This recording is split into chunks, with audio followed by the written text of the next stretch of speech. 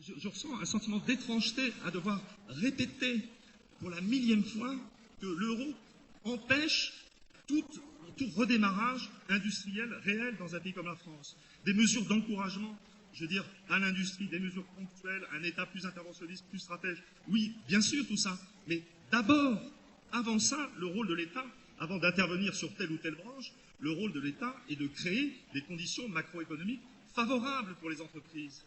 Et cet État se refuse à le faire. Je veux dire, nous avons une classe politique qui se refuse à prendre la seule décision stratégique qui pourrait, dans les années qui viennent, sauver l'industrie française. Donc, bien sûr, le patriotisme économique, et ça n'est pas notre choix. Je ne fais pas du tout partie de ces gens qui pensent qu'il y a un bon patriotisme et un mauvais nationalisme. Je ne pense pas comme ça. Je pense que c'est la même chose, c'est plus ou moins violent. Je veux dire, dans la notion de patriotisme, dans la notion de nationalisme, il y a l'idée d'un égoïsme national.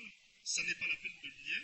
Mais bizarrement, c'est dans cet égoïsme national que le meilleur des hommes aussi, en termes de sentiment de solidarité, peut parfois s'exprimer.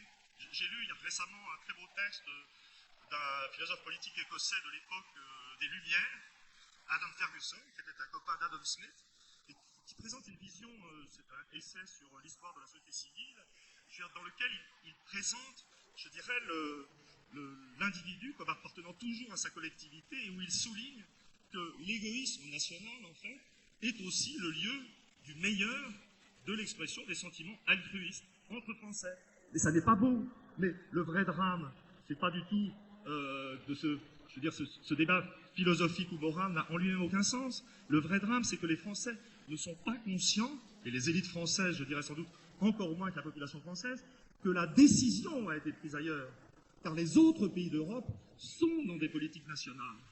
Donc on est dans une situation très particulière, la France, le dernier pays d'Europe qui n'a pas compris le retour des nationalismes économiques et qui continue de se comporter, je veux dire, comme si on était dans le monde du passé où on ne devait pas se défendre. Donc,